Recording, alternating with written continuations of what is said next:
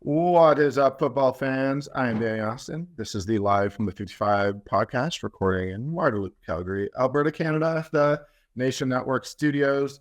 We got a fun episode ahead. We got Salim Valji, my good friend from TSN here in Calgary, going to pop in. Both of us are sort of in between doing a bunch of stamps and also doing some planes. But him and I, we went to a Broadway musical yesterday, so I'm sure we'll talk about that a little bit, which is what every football fan wants to hear. But yeah, we're going to talk some stamps. We're going to talk some CFL. There's lots going on. And as we've been discussing these last couple of weeks, the playoff races have gotten interesting. So, we're looking ahead. We got the Riders at Ottawa. It's a game that the Riders need to win. They need to win them all. Doesn't matter much to Ottawa. Ottawa's out of it. But big game there. And then you got BC at Edmonton, which, could there be a better story this weekend than the Elks, who have been shut out twice by the Lions, somehow coming back and actually beating them in a game this season? Wouldn't that be something very interesting there? And, the Elks are, they're mostly out of it, but they've still got a chance. They're fighting for their lives, and the Lions are fighting for first place in the West. So you got to love that. And then, Montreal at Calgary, a game the Stampeders absolutely need to win. I believe that they probably need to win all of their remaining games. Maybe they can afford to drop one, depending on what happens with Saskatchewan. But honestly, this is just such a huge game for the Stamps. And then the Alouettes are on a bit of a skid. I think that skid is slightly overstated. I was reading the CFL.ca sort of preview of this weekend's games, and they pointed out that all seven of the Alouettes losses have apparently come against the Argos, Lions, or Winnipeg. Obviously, the three top teams in the league. I think that tells us a lot. It tells us Montreal is probably not quite in that top tier with those teams, but it also says that they tend not to lose games they should win. So, an interesting game there. Again, both Alouettes and Calgary, this is desperation time for these two football teams. So going to be really interesting. Obviously, Saul and I are going to talk quite a bit about that. And then, finally, you got Hamilton coming off a huge win over Winnipeg. We're starting to pay attention. Playing the Argos, by far the best team in the league. Battle of Southern Ontario, I guess I don't know if anyone calls it that. I'm calling it that. I'm from Toronto. I feel like I get to say that. But either way, this is an interesting one as well on some level, just because the Argos have been the dominant team in the CFL all year, and the Ticats are showing some signs of life. And I think that I was talking today with a couple of people at Stamps practice, just on the sidelines, about how one thing about Hamilton is they always seem to start slow and then get hot late in the year, and that's exactly what you want to do. So you beat Winnipeg, and you have my respect, you have my attention. So still definitely thinking that this is going to be an Argos win. I think that they've just done too much this season, but it's a fun slate of 4 games. Bombers on bye week. At this point, they're all fun. Every game matters. And we have these playoff races that a week ago I didn't think existed. And then on the weekend, Ian Busby called me out hard for not remembering that this is the CFL we're talking about, but it's always going to, throw some twists and turns in there.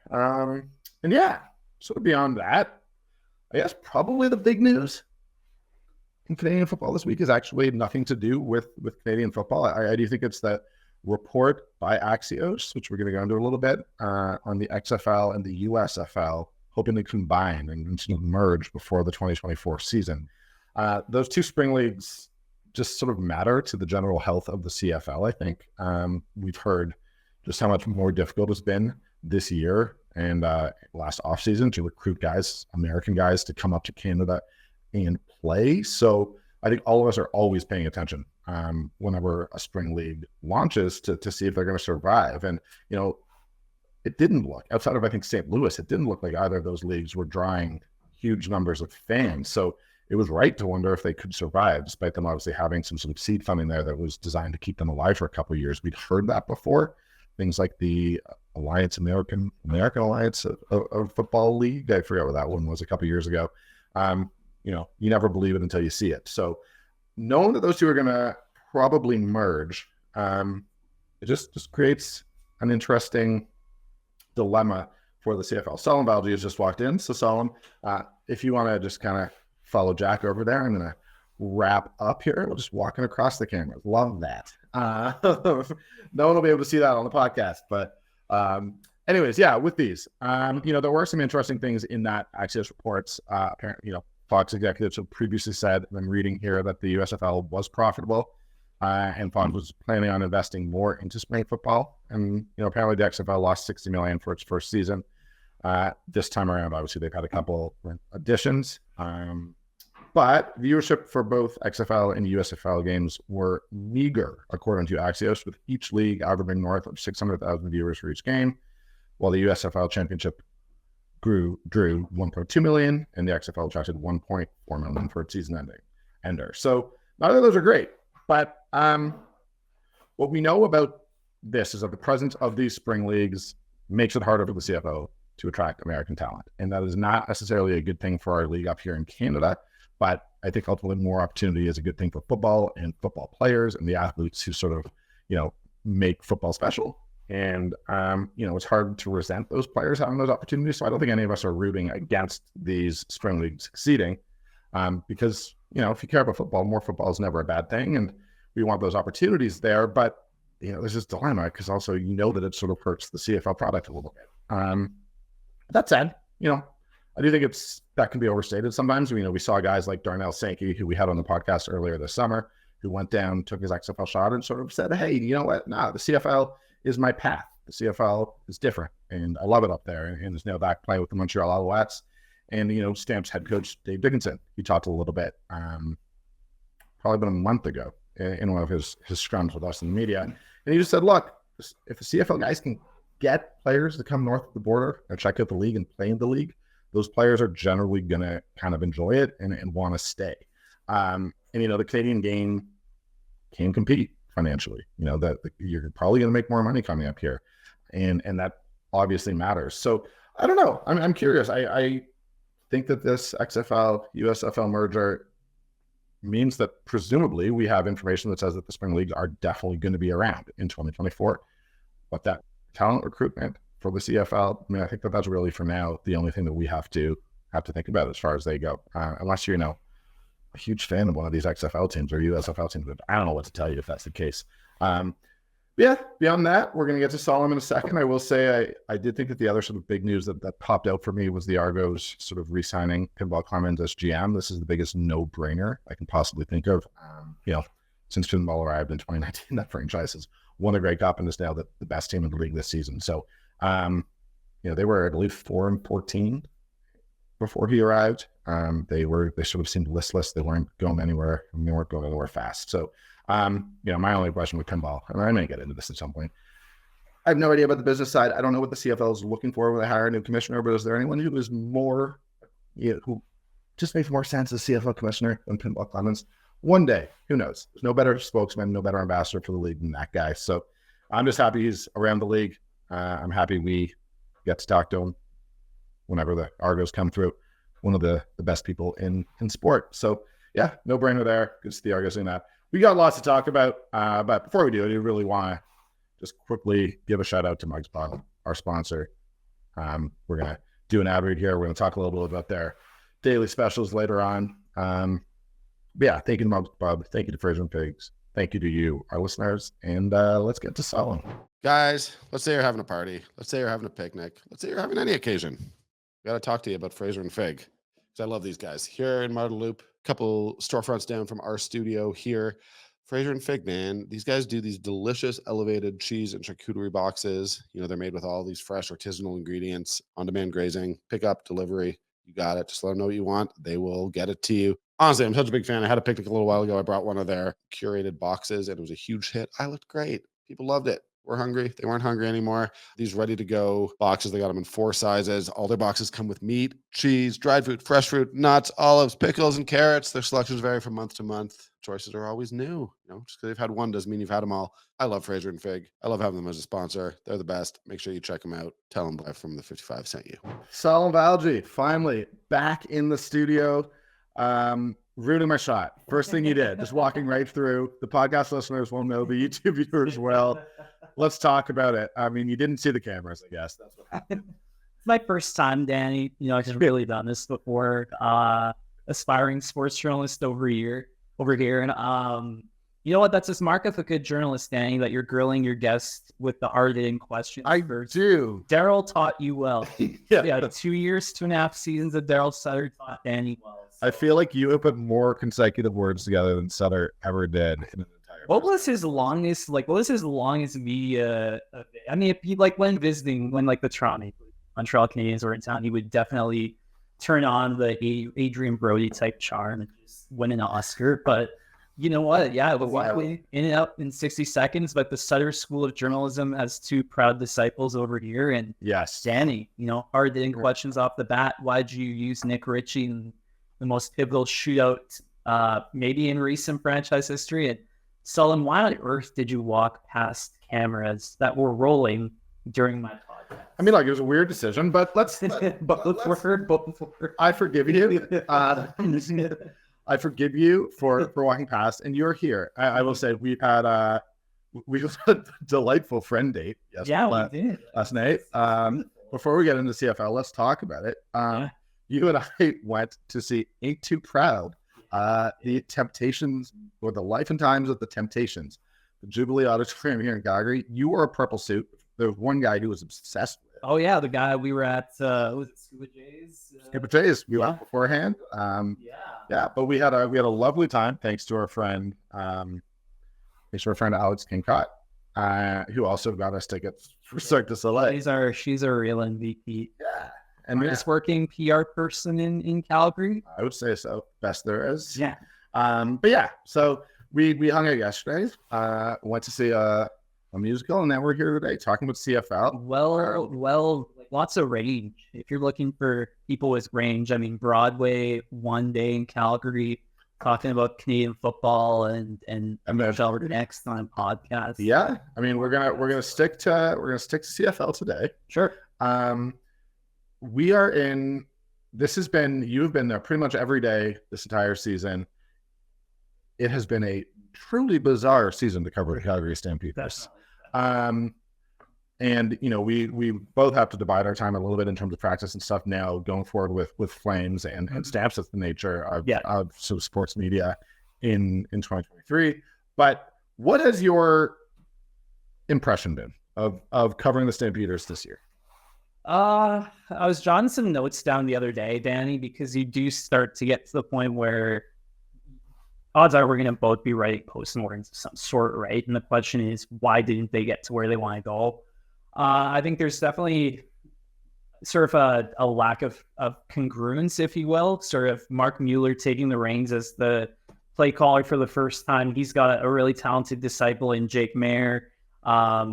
You've got a really experienced head coach in Dave Dickinson. This is all kind of an experiment that probably would have gone a lot better had Chiglin and Malik not gotten hurt so early on. And it's the big thing. And I asked, and I apologize for interrupting, but I do want to note, just since I was at the close practice today and spoke to Dave Dickinson, and I asked him directly if Jalen's going to come back, and he did not sound optimistic. But it's the wild thing is that this team, and injuries, every team has injuries, but I mean, they lost Jalen Philpott, who was supposed to be probably their third option, but their number one Canadian receiver before the season, and then Malik Henry, and 3 or 4, who was their best receiver and arguably the best receiver in the league last year. So it's just so interesting how the best laid plans go awry, right? Yeah, exactly. And the thing with Philpott is that probably forces Hakuna Vanu into a spot where he's maybe not ready for it. And Clark Barnes. Yeah, Clark Barnes, who is probably Clark Barnes acquitted himself, possibly hoped for, right? Insane. For a guy that they've won 7 games in the previous 2 seasons combined. It was not. Well, yeah. I mean, he was a COVID era college player, so the season was cut. He just didn't. He missed a year. I think somewhere I'm not going to look the numbers up because it's actually it takes a little bit of sleuthing, and you have to look at the University of Guelph website. Well, yeah, it was his entire college career was something like 14 games. Yeah, exactly. And the fact he played such a pivotal role and he rose to the occasion, whereas you probably saw Hakuna Vanu played better recently, but he probably was not ready for that more prominent Canadian receiver role right off the hop, right? There were a couple of... It took him a while to get going. He's had some drops. Yeah, definitely. That cost them. But I wonder...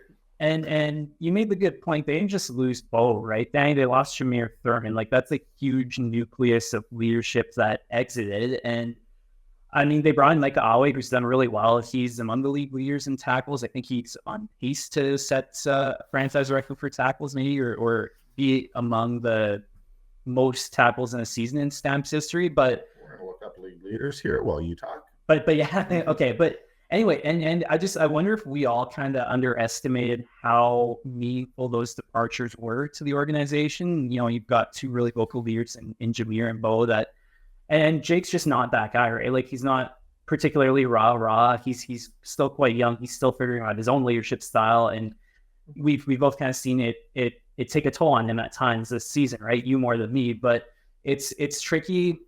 I wonder if in hindsight they could have given him more support in a leadership sense, so that it didn't kind of all fall on him to fill that void that Bo left. And I wonder if on the defensive end they are lacking that vocal leadership or that person to fill the void left by Jameer.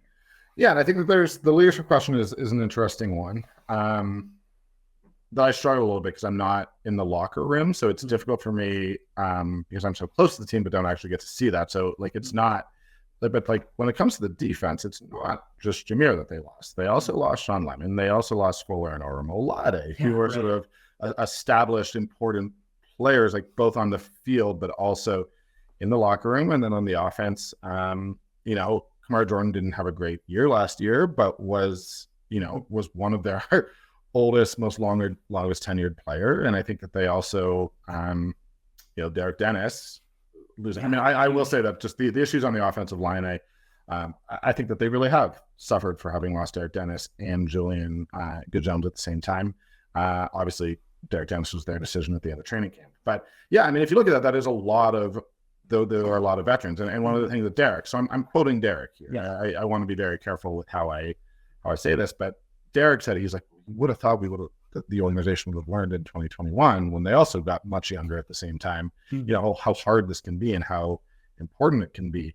But I think with football, where it comes down so often to, yes, you can go and work hard in practice. And I'm not saying that they're not working hard, but even Dave Dickinson at one point said, look, it's the stuff we're doing away from the field that I want to see. I want to see the nutrition. I want to see the exercise. Yeah, and even see the 16 guys on 16, which is number one, an absurd number. That's what, a third of your roster. Insane. But he's implied that, and he always says that their effort during games is never in question. He likes the way they compete. He's never once told us otherwise, but he has said that, do they know how to be professional? So he hasn't said exactly that. But yes. Sure, maybe that's a little bit. That's a little disobedient person. But he's kind of implied that, do they know how to take care of their bodies? Do they know kind of how, like the muscle strains and things like that, which I guess there are some injuries that are avoidable and some that aren't. And the avoidable ones, he seems, for good reason, to be wondering what could these players be doing differently, training, nutrition, their approach that could result in less man games lost, because it is at a crazy number. Yeah, and it's this, and there's, how do I say this?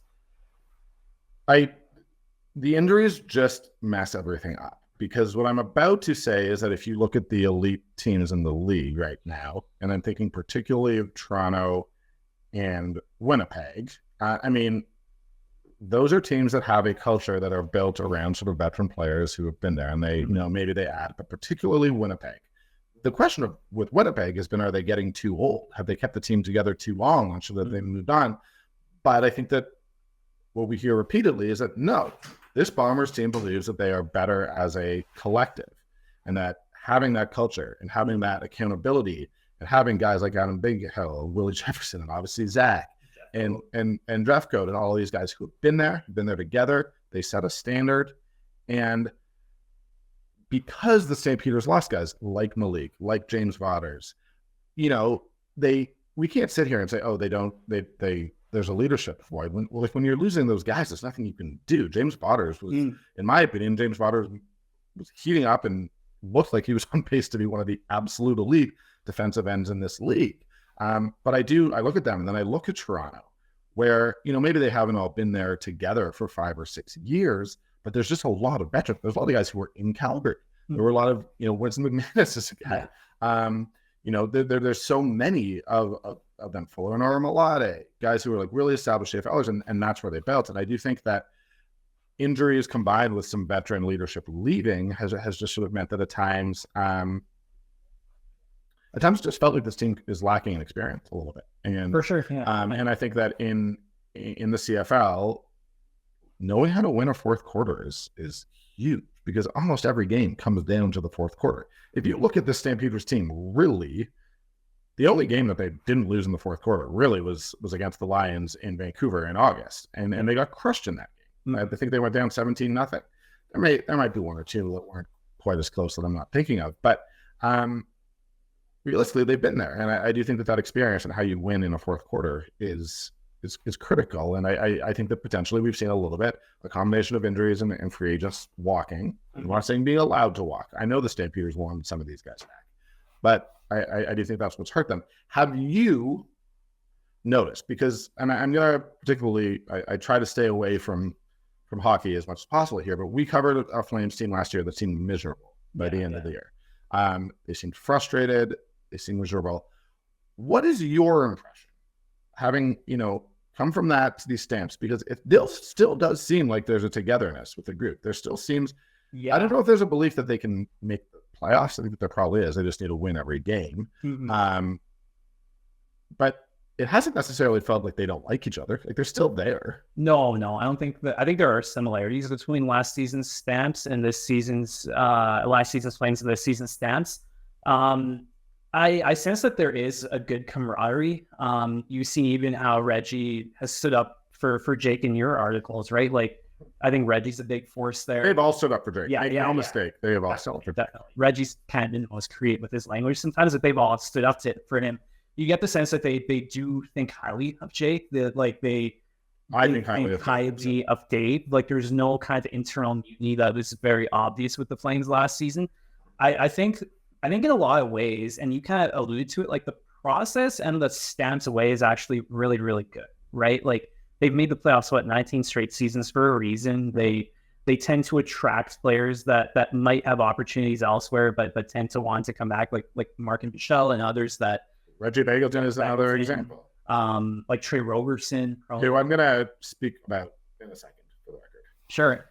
But you get the sense. I think that the margins between Calgary not making the playoffs last season was greater than like, if you think about it, this season, if it was 6 different plays with 6 different outcomes, the Stamps might be like tied with BC for second in the 100%. Right? They lost twice in overtime. Yeah, exactly. One of which was against the Riders. If they win that game, just that game alone, they're one game back at the Riders with a head-to-head coming up. Yeah, exactly. It's and have won the season series, right? Like, it's as simple as that. Yeah, one game. It's not like they had each and every star player have a down season and each and every supporting player have a down season. Where I think the similarity is Calgary's, go back to hockey, the Flames offense last season was mind-numbingly boring, right? Dump the puck in, get it back to the point, shot from deflect. It didn't suit the East-West creativity that is Jonathan Huberdeau's skill set. And I wonder if, especially early on when Dave Dickinson wasn't as involved in play calling, whether the offense did it suit Jake Meier's skill sets. And I think there's, and I think that there was in recent weeks, and Dickinson is more involved. I think that there was a stretch of games where it felt like the Stampeders were just dink and dunk. Yeah, where they weren't looking downfield, and there had been some bad throws from Jake, which I think meant that they were trying to limit mistakes, and that they went with a very conservative offense that just didn't work. And I truthfully am not a smart enough football mind to know why it didn't work, but it was when they began to, and I think that it was after the loss to BC. I mean, I think that loss to BC was brutal. But then they played Winnipeg in a 19-18 loss that I think that's a game that, given that Zach was out, they really feel like they should have won. But I think that they began to open it up a little bit more. The Toronto game, they lost 39-31. The Labor Day games were just so, but it's just like, I don't think Jake is the problem. I actually think Jake's been quite good. What's the weirdest thing for me about this team, and this is where it's not necessarily a parallel with the Flames, weirdest thing is that there are just mistakes that just seem to happen at unpredictable times. Like, this team seems to shoot itself in the foot at the worst possible moment. They'll take a bad penalty for this, for that. Like, and it's just, it's so close. And yet the fact the mistakes keep happening make it feel so fun. Well, you kind of said it last time. Is it a feature or is it a bug? Exactly. Right? That's a great way of like, is this part of the team's DNA, unfortunately, in the season, or is it just terrible luck at terrible times. Like there's like even play where Robertson had an interception fall right through his fingertips. I forgot what game, but it might have been the Battle of Alberta, one of the Labor Day games. But I mean, stuff like that. We're trying to close out a game or you have an opportunity to get your offense back out there and get more points that they just let literally go through their fingertips. Completely. And I mean, the game against the Bombers, and I mean, again, I think Luther has been pretty decent. So I don't want to like focus on one or two mistakes, but he had a drop that did absolutely cost the touchdown, the cost of the game. I mean, and it's like, I don't expect that from Luther. He's not a guy who drops many balls. So I want to just, before we end, this is not specific. Like I don't have anything to report here, but I will say that I think something is going on with Trey Robertson. He was listed as not injury related, but did not practice on Tuesday. The Stamps injury report will be out by the time this podcast drops. I know he didn't participate in practice. He tweeted on the morning of September 18th, which would have been Monday, "This will be my biggest blessing yet," followed by "no real loyalty in this game we play." We asked Dave Dickinson about it. He was sort of vague. He didn't go into details. I wonder what's going on there. And I just want to, it would be odd for me to go through a podcast where we talk about Robertson and not mention that I have no idea, but it seems to me that all adds up to something not particularly positive, and makes me wonder ultimately what's going on. That's all I'm going to say is I wonder if by the end of the week we're not going to know. But I find it very telling. Those tweets combined with him not participating in practice for non-injury related reasons, we could put two and two together and say that something is happening. Wow, I didn't realize the tweets that. And I know it's I don't know what it is. I don't. And like, that's the thing, like sitting here, I always hate doing this where it's like, oh, I'm not reporting anything. Well, I'm literally like alluding to something, but I don't know what that something is. I'm just saying that there's been a bunch of weirdness this week that I don't understand. And typically in my experience, your gut feeling tells you something. And I wonder what's going on now. Well, yeah. And because Trey is one of those veteran leaders. Trey is a guy who I've covered that guy for so many years. I have all the respect in the world for. So I just don't know what's happening there. Yeah, that's fair. I mean, that would be another huge loss. And it's not like they're particularly lush in the defensive backfield, right? Like they brought back Brad Muhammad. They've gone through so many bodies. And Natrell Jamerson's on 6 game.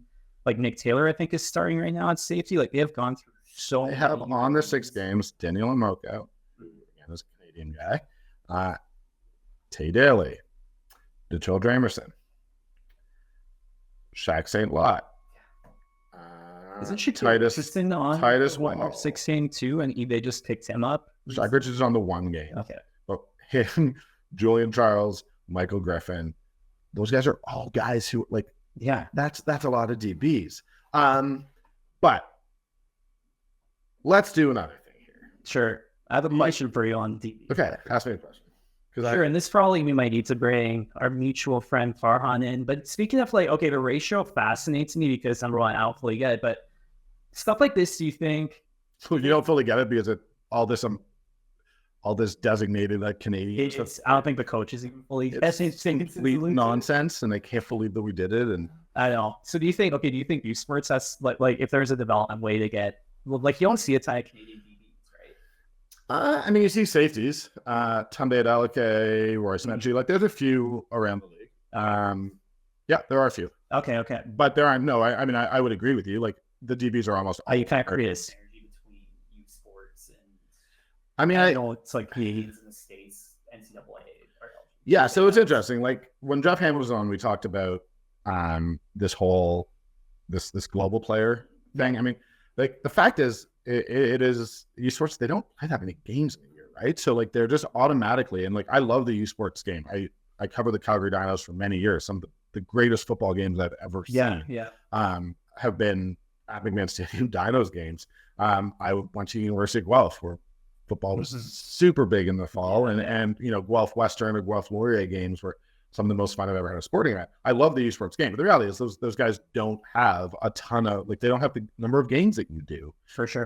You know, I have a buddy down who lives in Portland, and talked to him briefly. I was like, man, I want to go see that Colorado Oregon game this weekend, but it's the third day of Flames training camp and there's a Stamps game. So guess what I'm not doing. But like the reality is there's just so much money and so much like that, like it is not a knock on the athletes. It's not a knock on the programs. It's just like, it's just a different, it is a different level. US college, you're going to develop at a different rate than you are at the Canadian.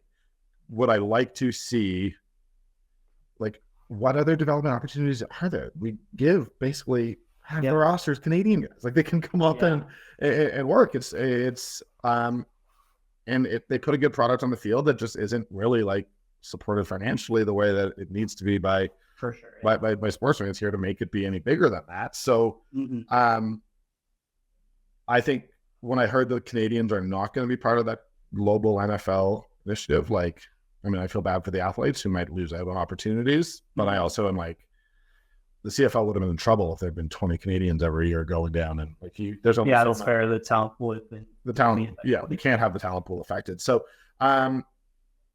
ultimately, like, I am a big believer that, you know, right now in Canadian sport, we are seeing the level of Canadian athlete across the board is so much higher than it was 15 or 20 years ago right now. Part of that is just that generally, like, I think that through history, athletes always get better. For sure.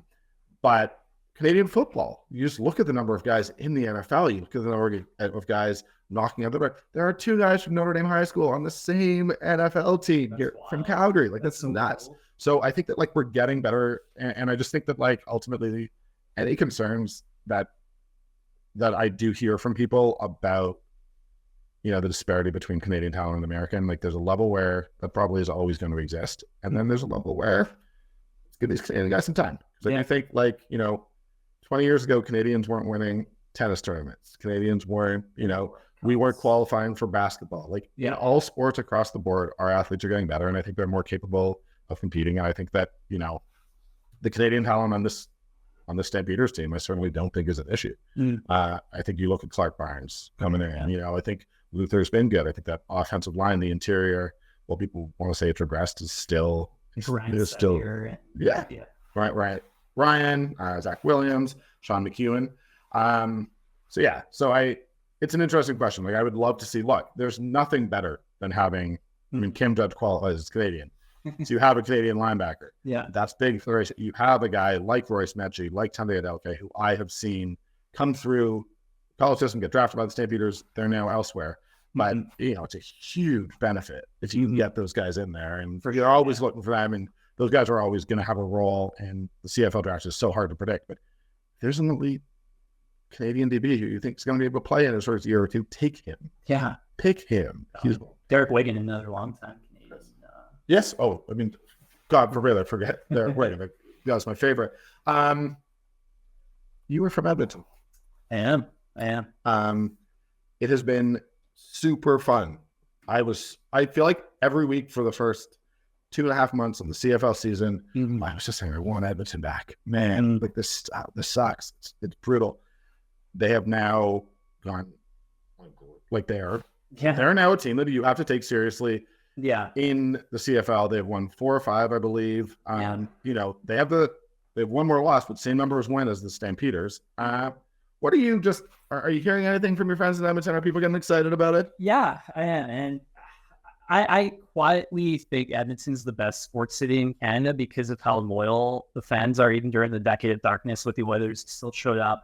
And you think about how disenfranchised they were, 7 weeks ago, and then the one home win, and all of a sudden they're drawing a lot of people. And it's not only that they're winning, but they've got this exciting brand of football too, right? Like, we saw the way trade scrambled here at McMahon a few weeks ago during the Labor Day, and it's exciting. Like, it's opening the sport up to different people in that community because you've got such an electrifying athlete. Speaking of Canadians, like a Canadian developed quarterback, like it's opening up a lot of eyes. I think it actually is doing a great job of creating new fans for them, and it shows how great a sports city and how passionate Edmonton fans are. And I mean, I know they've still got a very, very, like, not a great chance at making the postseason, but the fact that they're in this conversation and it barely matters to me if they make the playoffs. To be perfectly honest with you, I think that the injection of excitement for sure, is a good enough story for me to just be like, look, if you can, they got 4 games left this season. If you split them, you end up 6-12. No one's going to look back historically without the context that we have and say, oh, what a great season for the Elks. But what a great story. And I mean, I said this in the intro, but like they've got BC this weekend. The Lions shut them out twice. It was one of the most embarrassing things. Like, if that's happened, I mean, I think it's happened once in CFL history, which I remember because I tweeted. I was like, this is so bad. Yeah. Out of worry, out of concern. I have no issue. I'm not from Calgary. That rivalry doesn't mean that much to me. And someone like said, oh, this has happened before. Our team's been shut out twice. But if they can win this one, like what a turnaround that represents. And think about how like the impacts of it, right? All of a sudden that CEO post is a lot more attractive because you've got someone super marketable to build around. All of a sudden knock on wood. I'm not sure Trey Ford is in the NFL next year. You really, eh? With that speed, like, I don't know. Wow. I mean, I hope that happens, honestly. Like, look like, I mean, I hope it happens because I want opportunities for CFL players to get out. It's just like, after everything the Elks have been through and after everything that's happened, like, it would suck to lose it. But if Chris Strebler was, when he was with Winnipeg, it's not like Chris Strebler was out there bombing the ball. He could run on the ground. He was unique. He was a unique style of quarterback. He almost looked like a running back there sometimes. Very much so. And I looked at Trey and I'm like, that speed? Yeah. Like, am I sure that a team shouldn't? An NFL team? He's got an underrated football sense too, right? It wasn't the knock on him that if you keep him in the pocket, then he won't really do any damage. But look at what he's doing. He can like pretty much move the pocket wherever he wants, and credit to his O-line for that. But secondly, he also, like, man, I'm just gonna say it. Like, I've tweeted many dumb things about the CFL. Too many. Many people have told me that. Many people on Twitter tell me that right before I block them. Coming out of the third quarter of the rematch in Edmonton between Calgary and Edmonton, obviously, just vamping just for a second there to pull up the stats. I tweeted, I was like, man, Trey Ford's amazing. Unfortunately, like, his arm's just not where it needs to be. Let's give him time to develop, a little bit of patience, and this guy's going to be a special player. Then he ripped the Stamps apart through the air. Yeah, like, he looked great in that final stretch, and like, he only finished with 173 yards, 1 touchdown and 2 interceptions. But like, if you were watching, that guy's ability to scramble under pressure and then get set and like keep his composure and find guys, man, it's not going to take that much for this guy. Like, I still think he needs to develop, but I think he's a special athlete. For sure. And how much of that too is sort of the new system under Jerry Jackson that like Kevin Brown, his numbers have gone up ridiculously since Trey Ford got the job too, right? So his impact on the running game, not just himself, but his running backs, has been unbelievable. And maybe in hindsight, it's not like easy for us to say, but Edmonton investing that much in the receiving corps, Kyron Moore, Eugene Lewis, Stephen Dunbar Jr., that doesn't look awful in hindsight anymore. Like we were all questioning it big time when Taylor Cornelius was the quarterback, but maybe it wasn't a terrible strategy in hindsight to go all in on that particular position and kind of have your quarterbacks being who they were. I still think that if there were offensive linemen out there, they probably should have spent a little bit more money. But like, I don't know, man. I don't think you're wrong. Like, I agree that I agree with what you're saying, while also being like, I still question. Like, I can't say all of these nice things about the Elks without acknowledging that, like, I do think that they got it pretty wrong for a long time. And I don't think that it should have taken until week 11 of the season before you put up a win. Now, there were a couple losses there were like crazy mistakes. They were sort of embarrassing mistakes, but like, feel for CJ. Yes. Like, that should never have happened. But either way, like, it took too long for them to start winning. I don't think Trey Ford should have been benched for as long as he was. There was one, and it was just like a bad training camp, and that was it. Like Dave Naylor, TSN, Dave Naylor said that like the way the Elks grade practice throws is pretty sophisticated, and that was apparently a big factor in Taylor Cornelius winning the job over Taylor Ford, Trey Ford initially. Well, I actually think Cornelius, given what they invested in him and given that he had some experience and all that, probably should have been the day one start early. I don't have an issue with that. It's just that there were games, and I felt awful for Cornelius this season. Like I don't put the blame on him. I think his confidence got destroyed probably. I can't say it, but even then the outs to go out, they beat Hamilton and Ottawa, and I'm like, oh, those aren't that impressive wins. Cool, you can beat the other bad teams, but like they just beat Calgary and Saskatchewan, the two teams that are directly ahead of them in the standings. Yeah, like those are games that both of those two teams knew that they needed to win. Yeah, those were big, high-profile, pretty tense games, and they did it. So I just think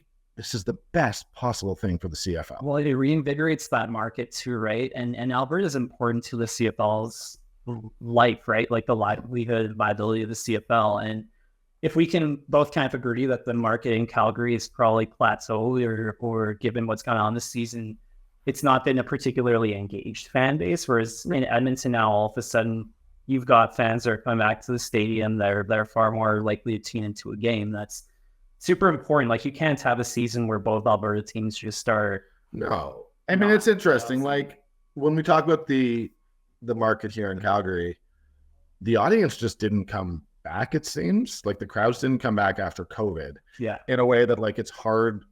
That happened, and then I don't fully understand how it plummeted the way it did. But like John Huffnagel as president was open about last year being a very bad business year for the St. Peters. And I have so much time for work Jay McNeil is doing. Like he's there constantly. Been the best possible guy. Great hire. Yeah. But, okay, here we go. Both Tommy Lee Lewis and... was Tommy Lee Lewis not there again today? Trey Robertson's now listed as a chest injury. So I guess that is not... Okay. That whole section, you should just take away. Maybe there's nothing going on other than a chest injury potentially. So okay, ignore what I said. I just felt he tweeted what he tweeted. He tweeted what he tweeted. It was pretty weird. And then no, Tommy Lee Lewis was not injury related, missed yesterday, but was back full practice today. So that is good news. Just I don't know. Ignore what I said about where we're sitting. We're not cutting it, I'll tell you that. So when you listen to this podcast, that's interesting. Anyways, I mean, that raised some eyebrows. But yeah, with Calgary, as far as the market goes, I think we would have seen more fans back had this team not been where they are in the standings. And like with where they are, I don't understand what happened here, but like we're seeing there's bigger crowds in Toronto. Well, why? Because Toronto's winning. Yeah. And they provide a relatively affordable product in a city where everything is crazy expensive. We're seeing bigger crowds in BC. Yes. And they're winning. Yeah, exactly. And they have an incredibly, like a quarterback who's very easy to root for. Not that Jake isn't, but like, and who's week in, week out playing pretty well. Yeah. So thanks God after every like stuff like that. It's odd that stuff kind of, it resonates with people where I think the Stamps maybe, and they still probably do have an opportunity to do this, but and I remember thinking about this about the Flames last season, like the number of times in a franchise that you have sort of a new generation come in, whether it's Gaudreau for Huberdeau, whether it's Mitchell for Mayer, like you have to get those new faces in front of as many eyeballs as you can, as quick as you can. And I had this thread or like a couple of tweets a few weeks ago, just like screenshot from CFLDB. Why is it that might be the lowest attendance in over 30 years? And a lot of fans said that they couldn't really name a player beyond Bo Levi. And when you've got that changing of the guard, get Jake out everywhere.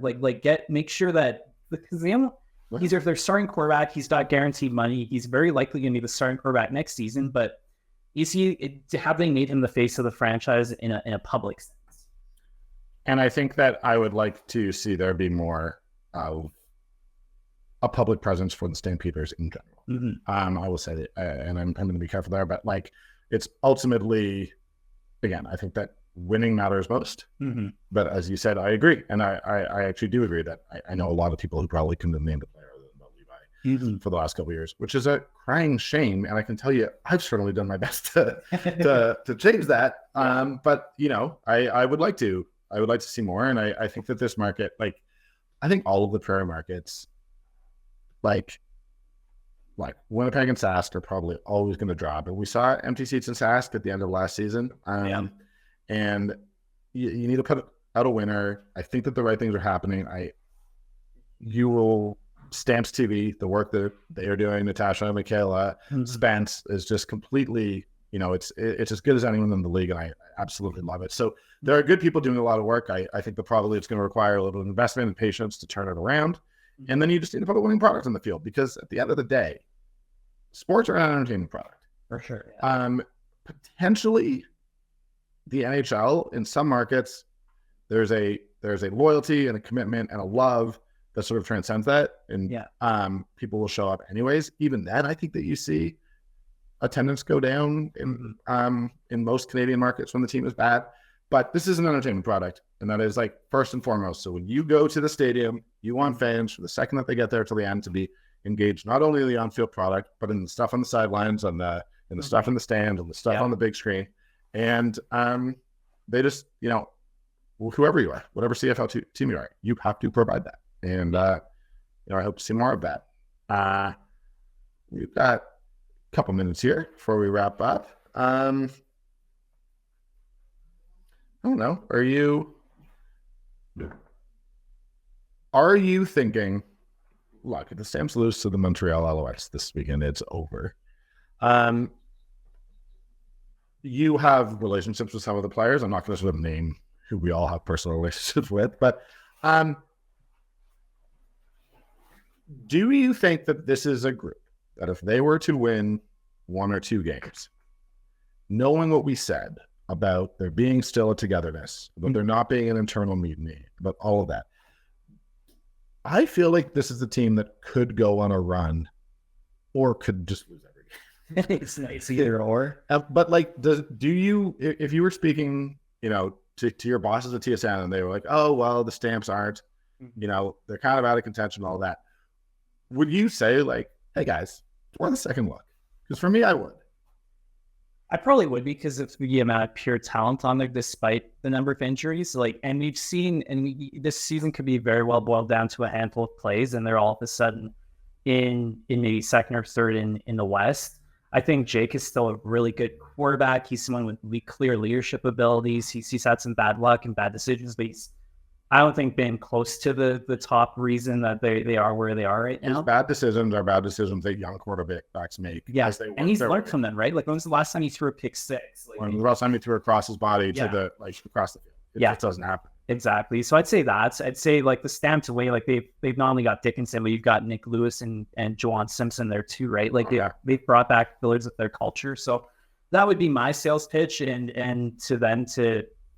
Like, I just don't see them winning consecutive games at this point, given they haven't done that to date. But like they've got all the pieces there, and it seems like there is a really decent culture there. It's just they kind of lacked some details and fundamentals this season. So this isn't like the Flames where you could tell kind of very early on that something very wrong was amiss, So it's not. It is just, that comparison, and people sometimes.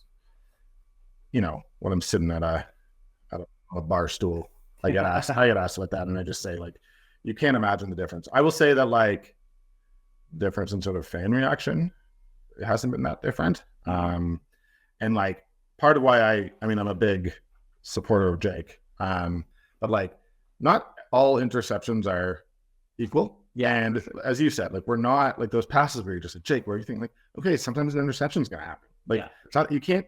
Every mistake is not proof that a player is good or bad. Yeah. Right. And I just think I've advocated for patience with him. He's second in the league in passing yards. I think there are some foundational pieces that are there. And I think that in the offseason, we'll likely see some change in terms of where the money is spent. But I still think if they beat Montreal this week, they got Hamilton next. And I know Hamilton beat Winnipeg. I like that, the way that team is playing right now, but Stamps can win those two. And if you win those two, suddenly you got Saskatchewan at home, getting off another bye week. And that's where you can begin, if you're a Stamps fan, to say, like, hey, if we win that one, maybe we're in. Like, Winnipeg might be resting their starters. Exactly. At the end of the season, we don't know. But either way, man, great having you on. It's been great having you. So Or potentially getting wings later. I haven't actually said yes to that. Danny's going to say yes. Danny is going to say. Salim Valji, thank you very much. All right, and quickly, I do just want to give a shout out to our sponsor, Mugs Pub. We talk about them all the time. As I've said, I played trivia there for many, many years. Best trivia night in the city on Wednesday nights, but there's a lot more going on than just that. Honestly, their happy hour is incredible. $6 highballs, stick bottled beer, tall cans, draft beer and cider, house wine. All of that's on special for their happy hour, which I believe is 4 till 7. And then they also got food happy hours, pretzels with beer cheese, dumpling, burgers, Bandera bread, poutine. That's all $8. You can't beat it. Honestly, Mugs Pub. Great space to go watch some football. Watch whatever you really want. But great community there. Amazing, amazing happy hour specials. And yeah, I don't know. We'll tell you about their weekly specials next time. But definitely thank you to Mugs Pub. Check them out. All right, we're gonna wrap up here. We said it in the intro. Salim and I talked a little bit about it, but this is one of those weeks. If you were to ask me to pick the game of the weekend, I know I normally just go with Calgary because that's where my heart takes me because I cover them, so I know all about them. But now I'm going to go Edmonton, BC. BC win this, and man, are the Bombers going to start stressing a little bit. You're right on their heels. I like that Bombers team. I still think the Bombers, and I say this every time, so no one can accuse me of not respecting the Bombers, but I still think that they're the team that in a one-game playoff I most want to avoid. At least in the West, the Argos are right there right now. But in the West, the Bombers are the ones that scare me the most in a one-game single elimination. But that doesn't mean there was some of the inconsistency that they have shown throughout the season that I'm picking them necessarily to finish first in the West. And if the Lions win here, you're in Edmonton, played that 3-game sweep, and you are pretty much tied. I mean, it's coming down the stretch. You got to head-to-head with the Bombers. You win that, you're going to be feeling awfully good about yourself, and your fate is in your hand. And then if you're the Elks, you win this, you won 5 of 6. I don't know why I made that noise, to be honest here. But if you win this, you won 5 of 6. Who's going to be betting against you right now? Going all around, whether it lands you in the playoffs or not.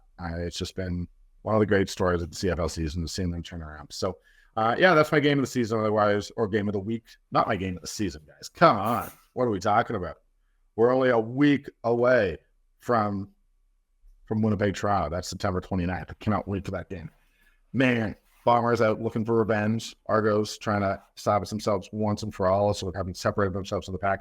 That's next week. We're going to talk about that next week, obviously. But, I'm just hyped for this weekend of games. Ticats somehow knock off the Argos.